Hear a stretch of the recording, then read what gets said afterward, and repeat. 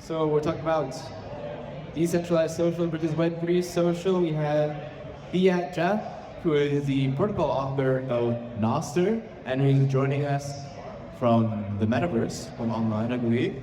I believe he's back there. We also have Walter Constance, a Noster researcher.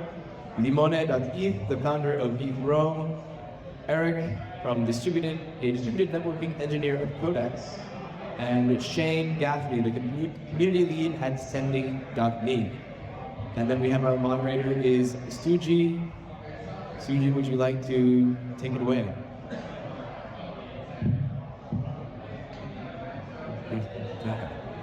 Yeah.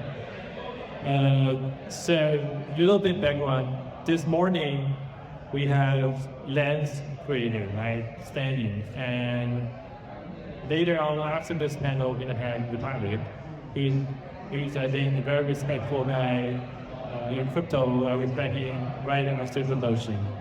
And also another very cool creator, PHS, who created the Noster protocol, which the micros, donated by Jeff Dossi and many Bitcoin for Bitcoin. It's interesting. And we have his canon constant. We are on the more decentralized perspective, don't EthCC, we want to just slide a little more. And then the rest of you guys may have some busy helping you, and understanding raise 20 million from EthCC. People, I don't know whether you're raising, I don't know. Yeah, but you're hearing from the East Coast community and also from the Council community, right? And also Eric, and you guys raised before from EthCC. And you probably have more music on it. So it's a big question. That we stopped from Bitcoin more than 10 years ago. It's almost 16 years ago. And that seems like Noster when Bitcoin you were coming back. Reminds us there's something not so good in the industry that we probably also in the rank when they see again creators. So this is like a big concept, and I will just leave you guys to debate. But heads up, no commercial. So if you want to throw out spicy opinion, just go ahead. Yeah, please. And let's start from Dustin. All right. Thank you everybody for joining. I think you introduced an interesting frame that fundamentally these three people have something to sell. And currently I don't.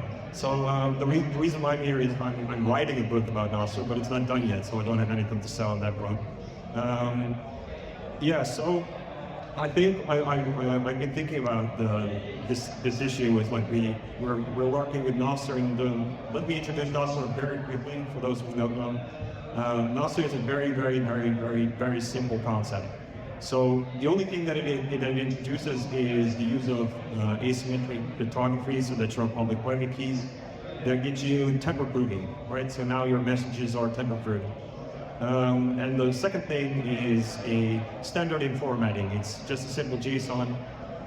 That's like, okay, this is the ID, and this is the content, and there's some other metadata stuff. The whole point of it is that it's standardized. And then the third thing is a single standard in terms of communication between computers, right? So this is more on the protocol side. And the whole point behind Noster is basically are we going to live?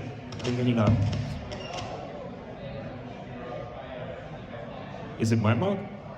No, it's not my mic. Okay, then I'm going to continue. So the basic thesis behind Noster is that we only actually need these three things to introduce a new paradigm in terms of how we work on the internet, on the web, basically. So it started out as implementing basically something like Twitter, or what you could call microblogging. And from there, things are picking up, and we're kind of rebuilding the entire web just based on these three primitives.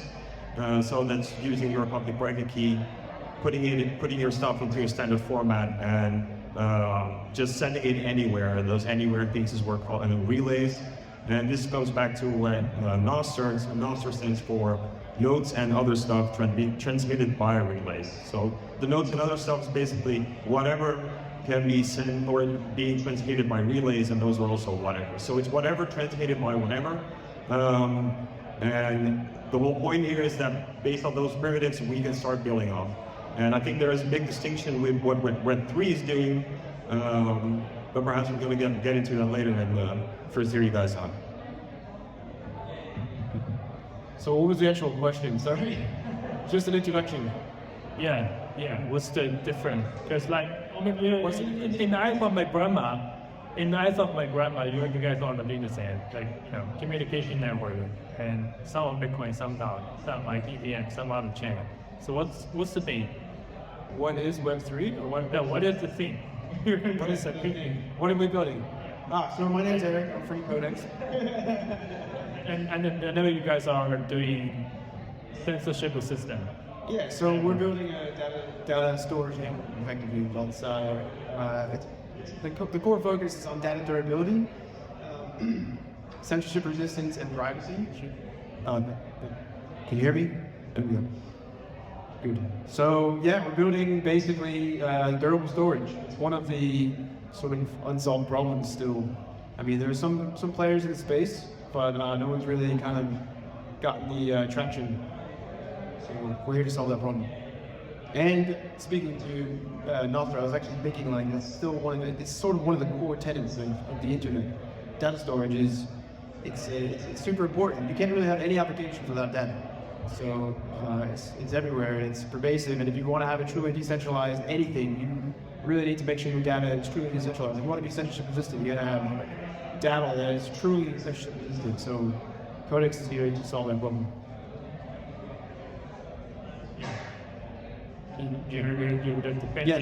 Yes. So I'm Limone from Mitro Orbit. I'm not selling anything here because I'm not working for Forecaster.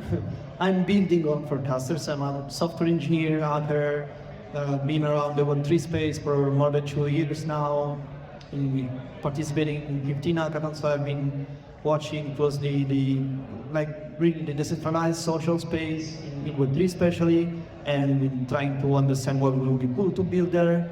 So in many ways, I'm not associated with Forecaster directly, but I love the protocol and what they're doing. And even if they are VC funded, of course.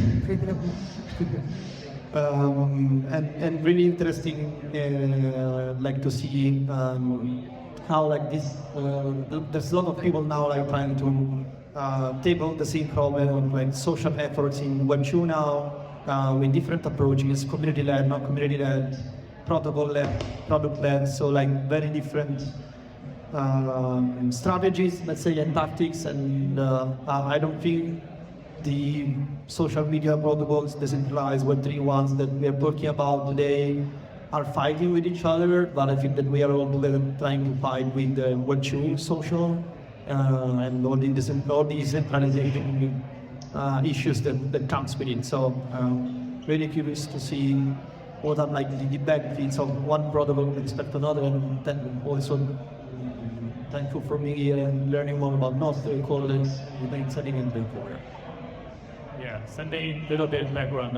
There was the CEO of Ninja who is very OG in Web1. If you're from Asia, the Dolphin brother was, I think, around after the dot-com battle, it was around like 2000-ish, right? The launch of Google phone. Yes, there was a Chinese Google forum around that time. He founded and then acquired by successful business. And now he's back again in the decentralized web. Like why? Because I don't know. I asked the founder why. You can just lay down there and buy some Bitcoin. It's easy. So I suppose why? I'm not too sure enough about it why I'm running directly. Well, what I kind of name, what I mentioned, why you knew. We did have Dalton Browser. Dalton Browser was removed from the Play Store. They moved from Bristol. Yeah, it was removed from the Google Play Store. And they were, of course, a direct competitor with Google Chrome. So it's number 2, number 3 browser in China, right? Yeah, there was, I believe there was 200 million users on Dalton Browser at its peak. So obviously they were removed from the Play Store. So I suppose back on I suppose rolling towards decentralization. We're a centralized entity cannot just decide that we don't want you here, so any other they could buy it. And I suppose off the back of that, then they start to look into what they can actually do within this space. I suppose where they fit in. And I suppose that's where SendingMe comes in. SendingMe is all-in-one messenger. That comes down to socializing, sending messages, whether that's private messages to your friends. Similar to that. Can I send Bitcoin on SendingMe? Sorry? Can I send Bitcoin on SendingMe? Yeah, we can. You can trade on SendingMe as well, so you can transfer it. Also Ethereum. Yeah, Ethereum. Ethereum, great. You're support both, great. Exactly. We support everything Web3, that's the whole point. That's what we like to say, and we call ourselves all in one, because we do a bit of everything, right? We have the trading there, we have the chatting there, and then, as well as that, you can make payments. And then we have, I suppose, a few important features as well. We have the likes of token gated communities for creators. And we have a feature called Money Run, which we're utilizing upstairs today, where people can click the Money Run and basically just gives you a USDT for free. So you can use it, creators can use it, and it's a good way to incentivize communities. You guys are really radical. And you're the only one I've heard that support both Bitcoin and Ethereum. And that's a true feedback. So I'm not sure whether Jeff in here in the background. If you can hear this test that, the reach test that.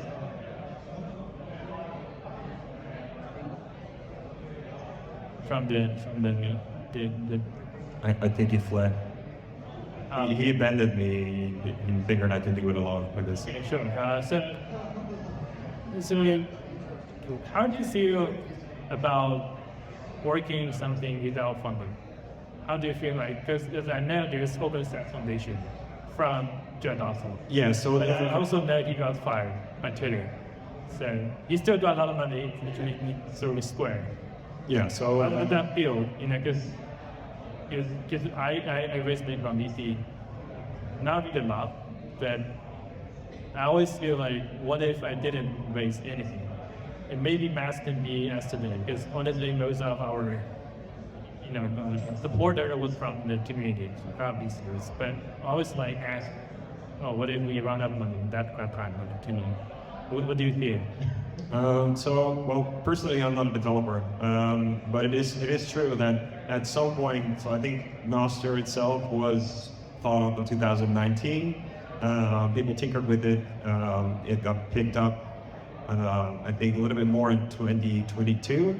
And I think it was at the beginning of 2023 that Jack Dorsey found it. 4 years, no funding, right? 4 years of no funding. Yeah. But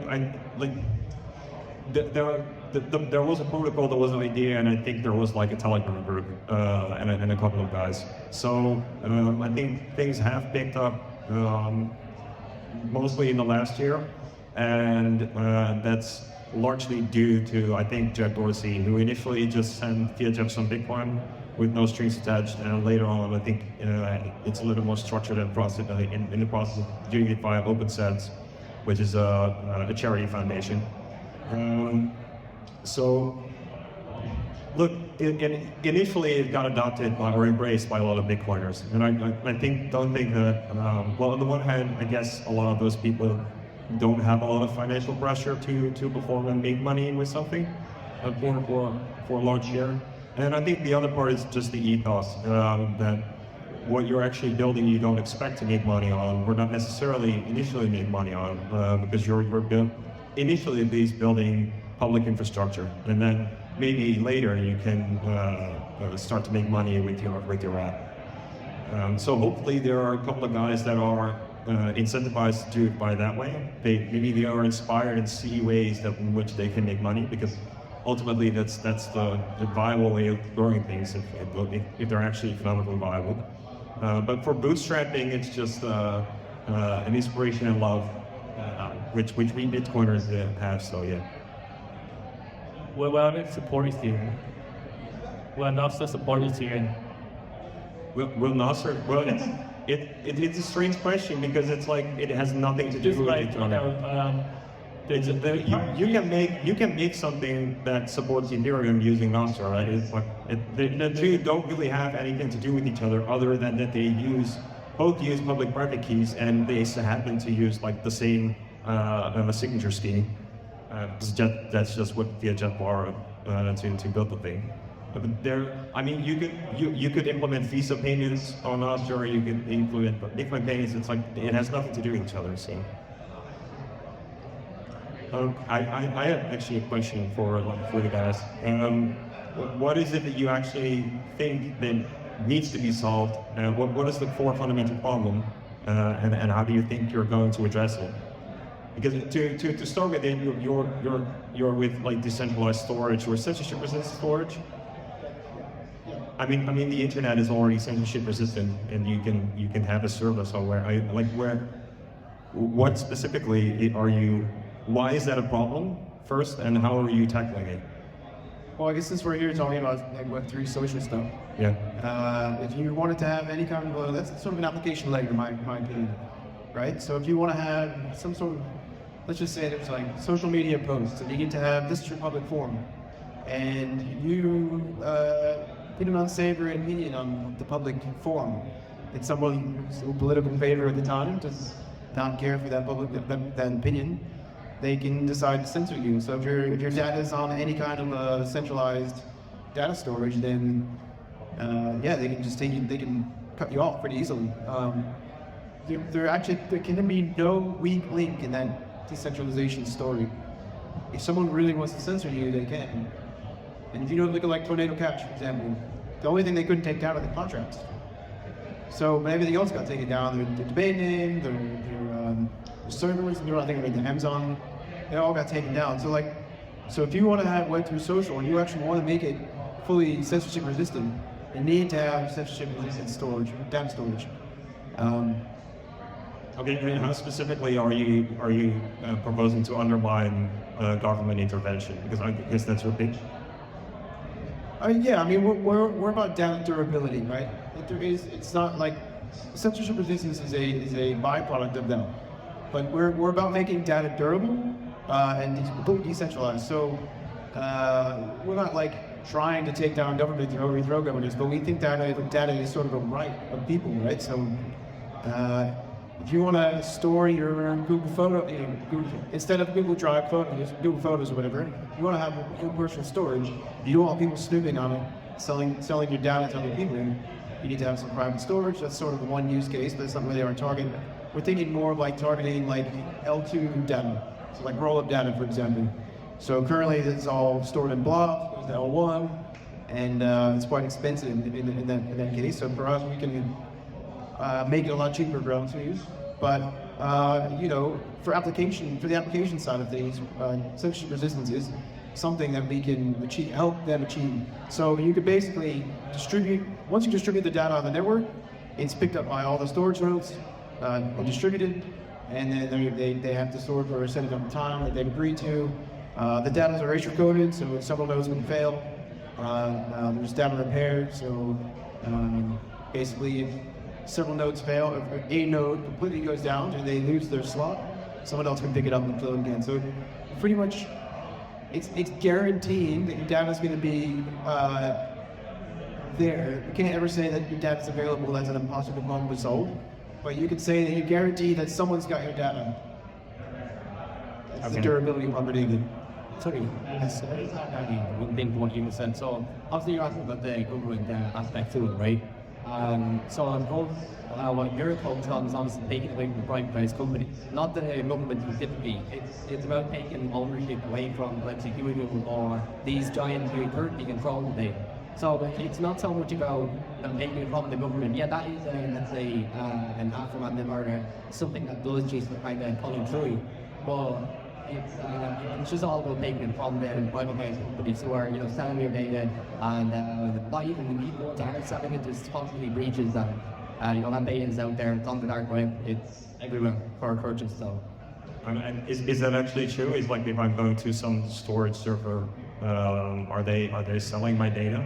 I mean, as soon as it's actually encrypted there on their service, so how would they even know what to censor? How do you, my thing here is that we want to take it away from private companies, and I guess you want to swap that for like some commons. So it will be more important than the user. So the user owns their own data. So if the user does actually want to sell, then they own the one the choice. What does it mean to own your own data? You own it. It's Yeah, I can go and can buy a NAS, right? A storage server. I can put it in my closet. Now I own my own data. That I understand. But what is owning your own data in your perspective? So owning your own data is having control over where it goes. You don't have control over data. That's the problem. That's the problem with data. Data wants to be free, right? It's very hard to keep secrets, even if you want to keep secrets.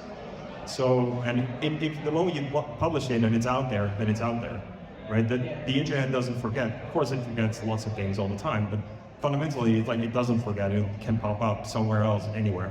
So, what does controlling your data mean? So future comes then in. This is also a question for all you guys. The money and CHM, I'm not sure if it's online or not, but you guys talking about great censorship of data storage, decentralized data storage, but like I'm from China, right? So it's very easy to just supplicate some endpoint. Say like Apple is a Google in China, and Google is quick, it doesn't matter, right? Just do this, like, oh, okay. So the Gatsby only have one client, major client, webcast, and probably another 2-3 client.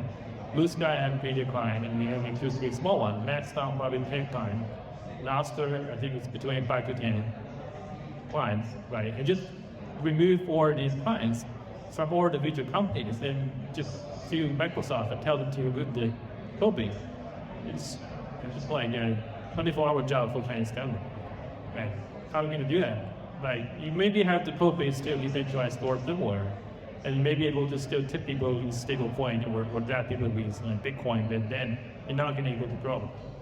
Or there's, China is kind of like tennis.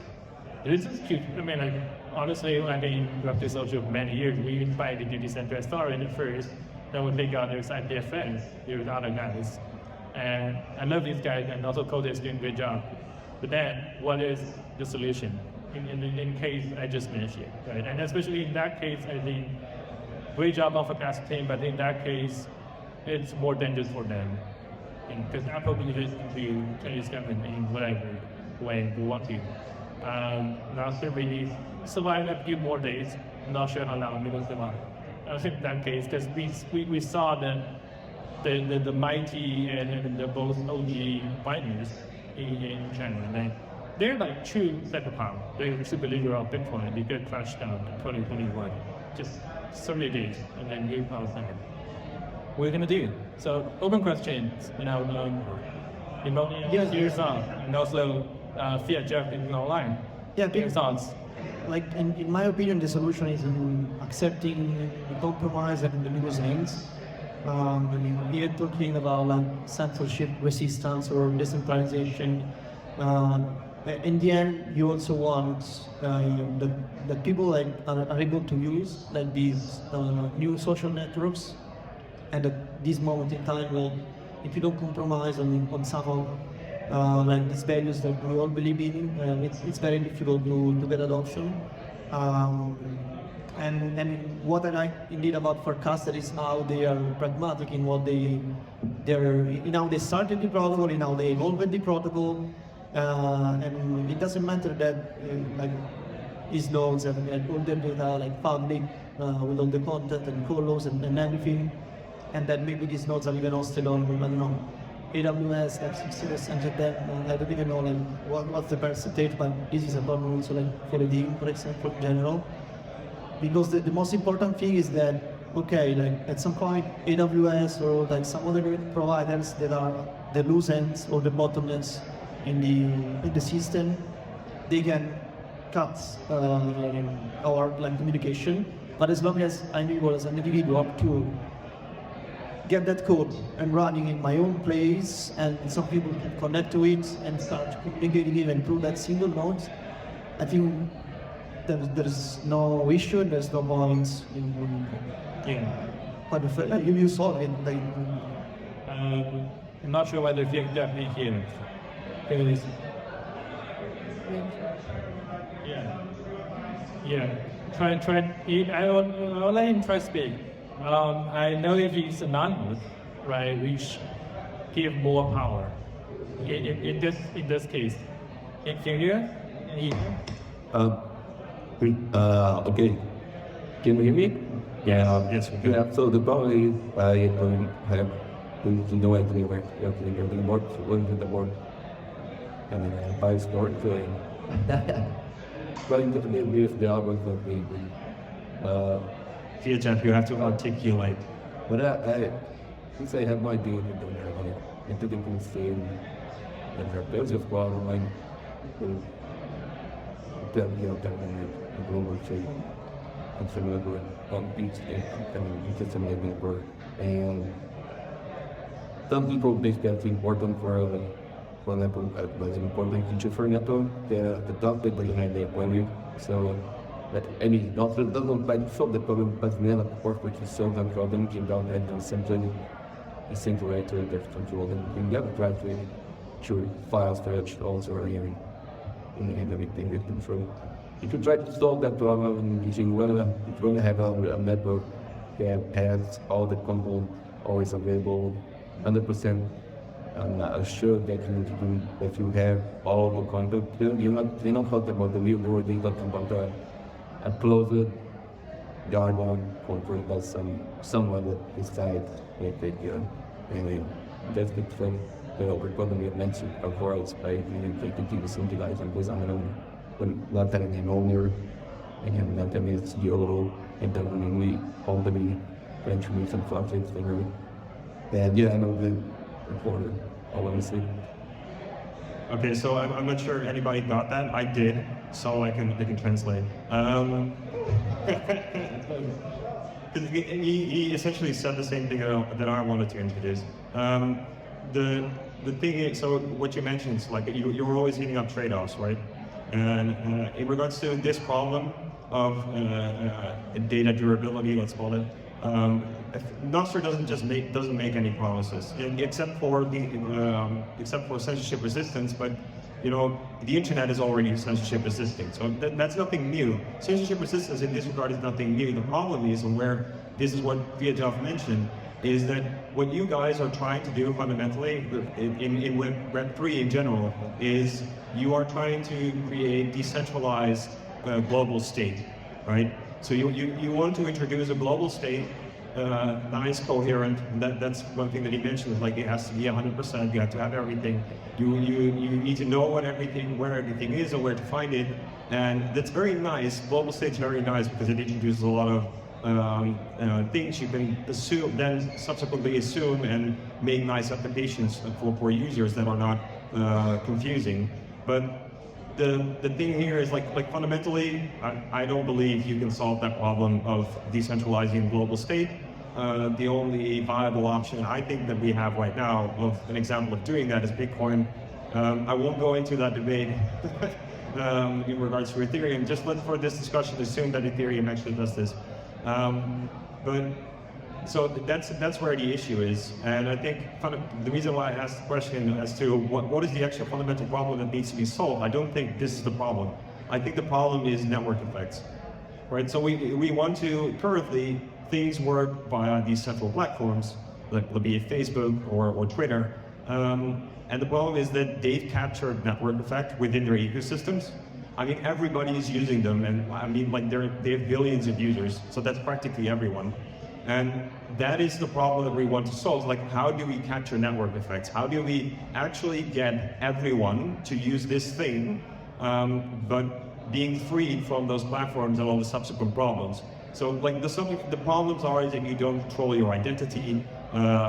They can technically post in your name, they don't, but they can technically do that. And there's censorship. There are all these problems with big tech that everybody understands, hopefully, or at least to some extent. So that's the problem. We want to be free from those platforms, but we want to retain network effect because that's why they got so big in the first place, because that's where the added value is, right? And the way Nostr does it is just by introducing interoperability. So that's the only thing that it does. It says, okay, we can introduce interoperability just by using the same standard. There's no magic here. So when Vyacheslav introduced Nostr, it was kind of silly in the sense that he was like, I'm not sure if somebody else thought of this before because it's so obvious and simple, but apparently it wasn't. I guess there are a bunch of reasons as to why it only starts happening now and didn't happen like 20 years ago or 10 years ago. I guess some of the tech didn't exist as well. But I think fundamentally the paradigm shift that we're working towards is centered around the asymmetric cryptography. That's just it. It's like using keys. That's the basis of all these things. Keys are terrible, but they have a lot of upside in giving us this sovereignty online. But they're very terrible to use, and I guess that's the fundamental problem that we're dealing with, like how we're going to make them user-friendly. But I guess that's the problem we need to solve. We need to solve the interoperability and not try to create these decentralized global states, because I personally think it's a dead end. And what Fijab mentioned is like you're going to end up creating your own walled garden eventually. Like on this, I think Farcaster and Nostr are very similar in how they at least trying to solve the network effect problem, because Farcaster as well offers interoperability between clients. As you mentioned, like this decentralized global state that is based on Ethereum is accessible to all the people that want to build on top of your Farcaster identity. So you can move between different application clients and use your social graph in there. So you don't need to start from zero. Let's say that I'm using a Twitter-like Farcaster client, and then at some point I like to I download a TikTok-like client to consume video content.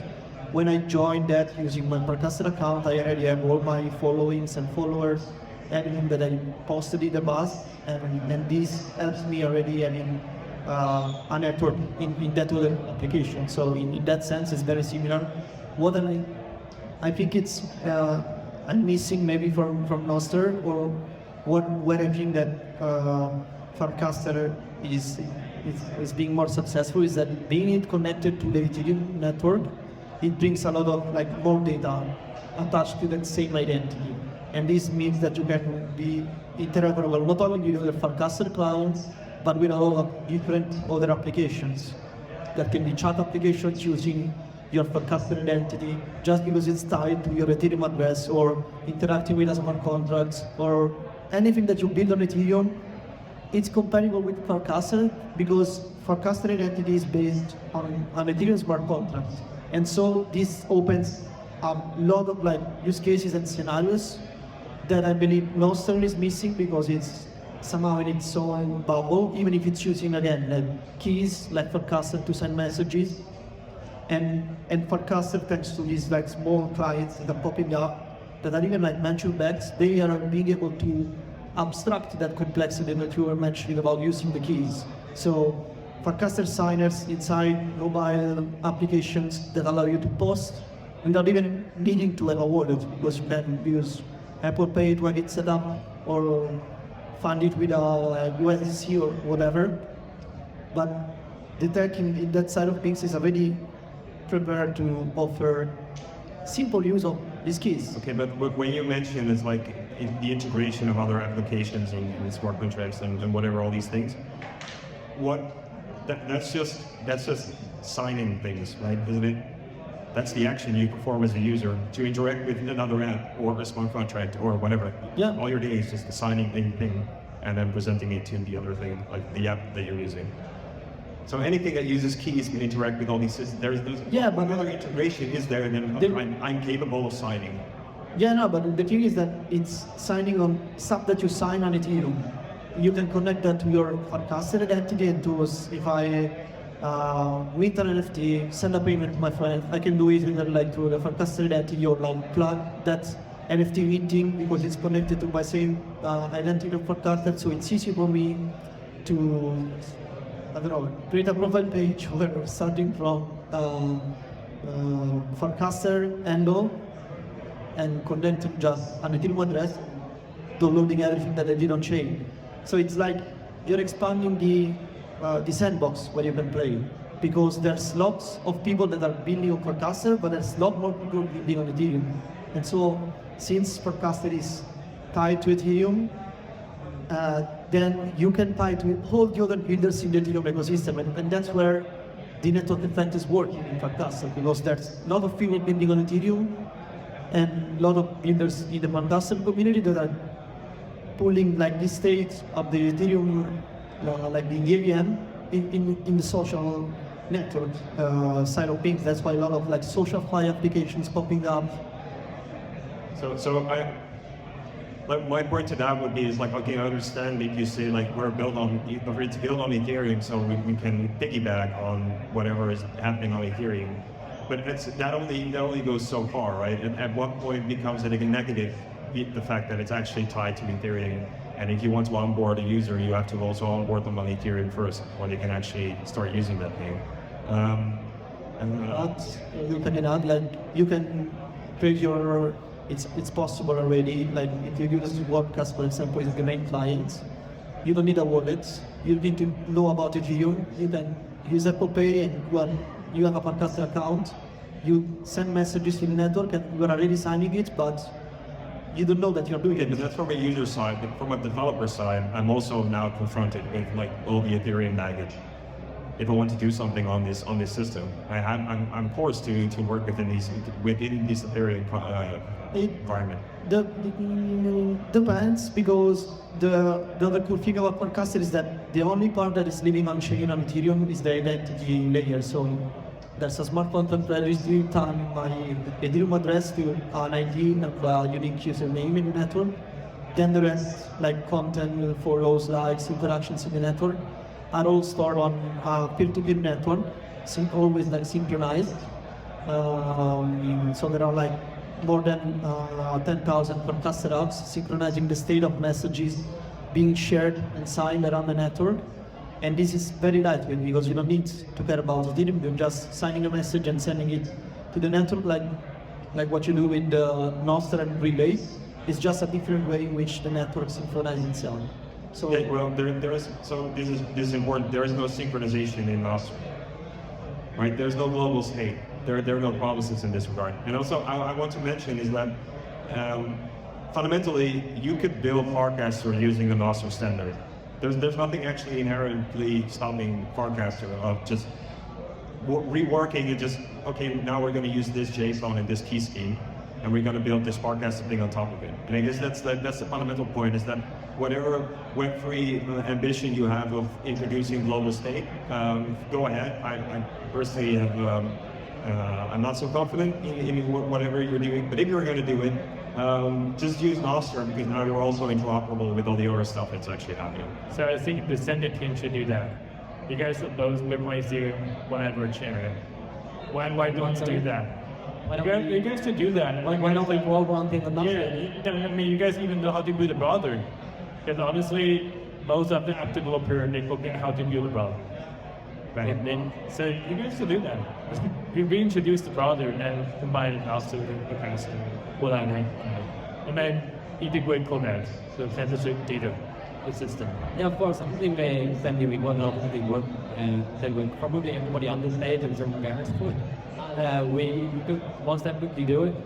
What was the second part of the question? I mean, back to the question, back to the origin of starting the web. Again. Why wouldn't we use Nostr rather than take my own answers to that question? One of our other companies that are under the same umbrella as us on the IFT is Waku. So it's a messaging protocol. So they're they're very generic in the sense that they're not tied to any chain. It's completely private messaging. They use keys.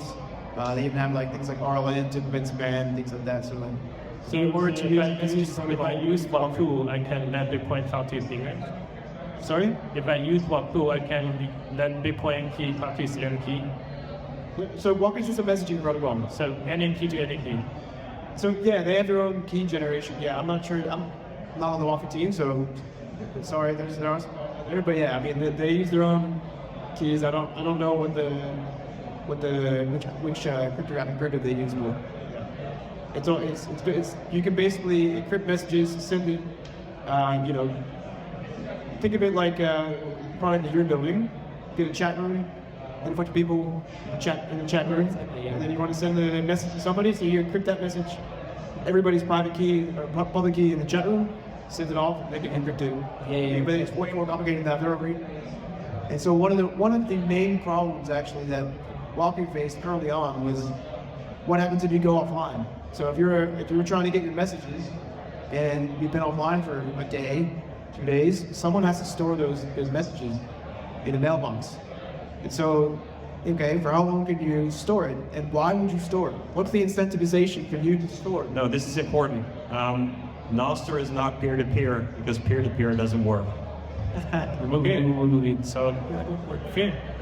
I have a question for you that There have been so many attempts throughout time on building fancy peer-to-peer things, and they just don't work. I mean, there are a couple of nerds that start to use them, but they don't scale. People don't use them because you're going to run into all these issues, and that's exactly why VHF introduced just relays. You're going, I'm just going to introduce dump servers, and you can use a big dump server. You can use 5 smaller dump servers. I don't care how many dump servers you're going to use, but at least we know that servers work, right? And we don't have to trust the server for a lot of things because we have temper proofing for our messages. So we only trust them to store things, right? And if I trust you a little bit, then I'm gonna find somebody else who I trust more. You trust them to store it, but for how long? Can you guarantee I don't it's going to be there? I don't care. Maybe. Well, maybe you're trying to receive a message on the other end, and you really wanted that message, and then Yeah, so I'm gonna for that use case, I'm gonna find Bob, and Bob has a large concrete building. It's like a bunker, right? And he's like five guys with machine guns outside, and he's like an ultra redundant storage server farm. And Bob's my guy. But if I want to make sure that I get my message when I get there, I go to Bob. And I pay heavily for it. And some guy just comes to internet. So those are the trade-offs. Those are the trade-offs that were discussed, right? It's going to be expensive. There are not a lot of Bobs. But By the way, if you ever been to the Coinbase early stage Coinbase, like cold storage, that's the bomb thing.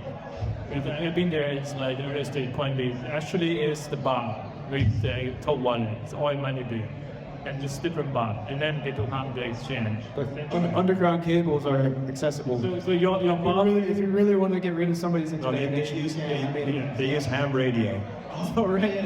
Yeah, you need a string with a cup, and then you can. All right, guys, because we're trying to just arrive here. We're gonna give you like few more minutes, but like the last thing I want to say is like when I tell my grandma in Decentralized Social around 10 years ago, 2014, 2015, it's like, oh, the Bitcoin things. No, it's not Bitcoin things. It's like, oh, I know, we get that smart contract. No, it's not even Bitcoin. Then after 2 years, I talked to my grandma again and said, oh, like actually jumped also indoors something with you. Said, oh, you guys work with BlueSky. No, not BlueSky. Oh, yeah, there's another thing with BlueSky. I mean, hope not just there. Nostr is also what we do. And then, it's getting more and more complicated. And like nobody to tell my grandma what I'm doing, like Decentralized Social, Web3 Social to do. And then there's no single decentralized solution besides Mastodon. Across 10 million users. Nostr probably 2 million, Codex probably half million, Lens probably like also half million. And if you look into Arweave and IPFS for data storage, the real people on it was never across 10 million. The only difference is Mastodon, and it was a lot of luck because Donald Trump was on that. So what's the comment?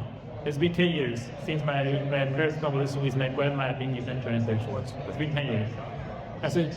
I want to comment on IPFS as well. I think it's just all too common that people in the application layers say, oh, let's store something on IPFS.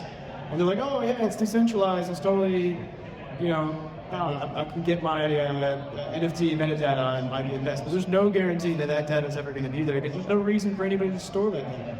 You need to be incentivized if you want to have people actually care about your data. Then you get paid for it. But I just wanted to say, so Status, some of you guys remember Status. Yeah, so you said that. in 2017, they started building the Status app. Status app is effectively supposed to be like a WeChat with Ethereum integration. It's supposed to be like your entrance into the Ethereum ecosystem. It's very similar to what you guys built now, but they realized very quickly that nothing was decentralized. There was no infrastructure whatsoever. So they basically they set out to solve that problem and spent a lot of money doing it. So now they've got Walker, which is the messaging protocol. It's sort of building the pillars of Web3, the original vision of Web3. Again, messaging protocol, Walker, Codex for storage. We've got consensus layer L1 moving up, called Nomos. But yeah, I mean, pretty much they've set out trying to like build infrastructure. I think to your earliest point, you're even asking questions about like, you know, bootstrapping and getting some funding and all that. Infrastructure is not sexy. That's the problem. Nobody cares about it because it's not sexy. But everything that is sexy needs that infrastructure. So like, Are you going to king shame here, or will oh yeah, don't get me started. But I see everybody building infrastructure and application, not applications. Sorry? I see everybody building infrastructure, a lot of infrastructure like tooling and all this kind of stuff, and no actual. Well, what do you mean by infrastructure? I think that's an overused term, unfortunately. But like I'm talking about core level stuff, like protocol level stuff, like the lowest level. Yeah, if you like IPFS, for example, it's more content addressability network. It's less of a storage network. So that, in my opinion, isn't really infrastructure, right? Because it's just what you can do is you can actually use Codex as the storage layer of IPFS to make it actually durable down. And then IPFS would be the application layer on top of that. It's not really, in my opinion, infrastructure. It's the lowest level of the infrastructure level. Yeah, I meant that before like actually caring about like building all the infrastructure that can power them up. I think starting with a like more lofty approach, building a simple application that we see people are using, and then maybe like status D, building one after that. Yeah. So starting from a simple application for end users, and then eventually, if that works, it's used and it's done, understanding how to make it like more decentralized, open, and whatever. Otherwise, you'll be like all this infrastructure, all these protocols that then you don't even know what to build with them. Yeah, well, I don't know 20%. I think the biggest problem we have within, let's say, Web3 as a whole, not just social media side, is, let's say, onboarding and getting people on board. I think there are a lot of applications and things that we use are very choppy, it's not very seamless. And I think that's obviously we need to focus on a lot more. So it's more focused on like the, let's say, accessibility, more focused on how well an application actually runs. I don't think, like we said earlier, I don't think centralization is the problem. I think it's the, like how the applications actually function. Because where it comes down to it, like the decentralization of your network can work. I think it needs a lot more work put into it, enough more on the, let's say, the development side. Okay, that's important because I have to support that. I really think it's short to say it's not going to work. yeah, you're going to get destroyed, right? Although And that's I the like problem. because it does push people to like innovate. Just because somebody says it's not going to work, That's fine. That's fine. So this ties into actually the last point that I wanted to make, where you say, well, we just need more development, or we'll finally get there. I think the biggest danger to a protocol that claims to be open is that it's ultimately going to be one party or one company that's actually going to implement the protocol. And that's when you see it in Matrix, you see it in Mastodon, you see it in a lot of places that ultimately, like how many browser engines do we actually have right now? I mean, we have Chrome, and there's Firefox, and I think will be Opera still. Opera, not problem. Safari. There. Straight. Yeah, right. Good. Maybe it's not friendly. So the problem is that if the protocol becomes more complex and more complex because you're going to have to solve for all these issues, it's going to be more of a headache for another party to actually start and implement it from scratch. They're not going to do it, right? You need a big company, a big corporation with a lot of people and a lot of scrum teams and all like a coffee bar or whatever the fuck you're doing. You need all those things to actually create an implementation of this supposed open protocol. So it's only open in name, right? Chromium is only open in name. If you actually build something and Google decides, oh, we're going to do something different with Chrome, then you're fucked. There's nothing you can do, right? You're in the vast majority, you're getting forked away. You got delisted from Google Play.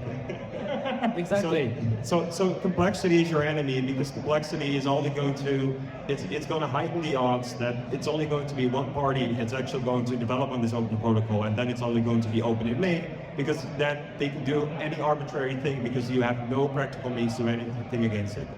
So I asked this question just born into stand. You say 1, like I'm gonna ask again one more time. So from 10 to 1 to 10, give a score for the stage of decentralized, whatever social network. 1 to 10. What's the score? So where are we at right now? Yeah, 1 to 10. Okay, let me say 1, and the reason that I say 1 is that we're only starting right now at this paradigm shift of using public-private keys. And actually integrating that in our society is going to be an intergenerational thing. So you can make the UI as fancy as you want. There's going to be vast amounts of people that are never going to use your app because they don't get public-private keys, but their kids will, right? So maybe cool down from this perspective, maybe cool down on the expectations that you have on adoption, and realize that we're actually doing a fundamental shift in how we're doing things, and we're only at the start of it. So that's why I'd say 1. 1 to 10. Yeah, I don't know. That's a hard question. I mean, I don't know, 2 and 3. Like, it's remember like better. Everyone's like, oh, yeah, you guys can spin up a server with a click of a button. You know, like, man, imagine that'd be so cool. And that was like, it took like at least 10 years. And they were like, I mean, huge company is working on that wrong, right? So like, probably longer than 10 years. I don't know. But like, I think like if we were to get that kind of money, and then it would accelerate the development. But I just think that we're not there yet with that much money, that much investment. Maybe, I mean, there are a lot of inherent issues with decentralized networks. We all know that, and that might be part of the problem. But it's only once we start solving the core layer stuff, if we start getting the infrastructure right, it's going to allow, it's like just tooling. Basically, people are going to be able to use that to create bigger and better things. It's just going to accelerate. You know, it's not going to be linear. So I think that. I'm hoping 10, 15 years. I'd be great. 5, 30 years. You want me? What's 1 and what's 10? 10 is like the stage of basically reaching. No. And 1 is, I don't know, like 0 is like, 0 is like. If I think about adoption, of course, like 1, 2, maybe. Okay. If I think about technology and how like it's shaping out, like the whole ecosystem, all these protocols coming up, it's a little higher, I don't know, like 3, 4, but I'm expecting more people getting inspired and motivated to build on top of ideas, and even code that these protocols are really big. China. Yeah, I'm to go with super in the tree of Hornet for social media. Like That's the only thing you guys are able to reach a consensus. Yeah. 1 or 2, let's read. I think we're all in agreement that we're in the very early stages. It's like I don't think anybody can argue with this online. Like we're in the very early stages. The technology is it's there, it's being built. I think over the next, let's say 10 years, you will see a huge kind of rise in it. And I suppose to be asking the same question 5 years from now. No, maybe I will not have 7 at point 1. Yeah. You mentioned like the only thing we reached consensus on, but I think in my opinion, having conversations and being in an open forum is extremely important for innovation, and that's also the reason why you can't be censored. Yeah, so maybe peer-to-peer can work. So you need to store your data in a consistent manner, because otherwise, how's everybody going to in the future going to hear all of your arguments? They're only going to hear the victors part of it. Yes, you have a way to store it without censorship. Great, thank you everyone here, and also thanks for Piaget that I think his last sentence during his speech, like, I'll do it like, he said, no CEO, no company. And then, we eventually we didn't have no CEO, no company. But like, the third stage, we still have some CEO just to pay the salaries for the employees. And great, and then nice to have you guys. It's a rare situation to have all you guys here from different roles, different opinions. But we are here agreed that we are on like 1 or 2 stage for decentralized social network. All right, thank you. Thank you.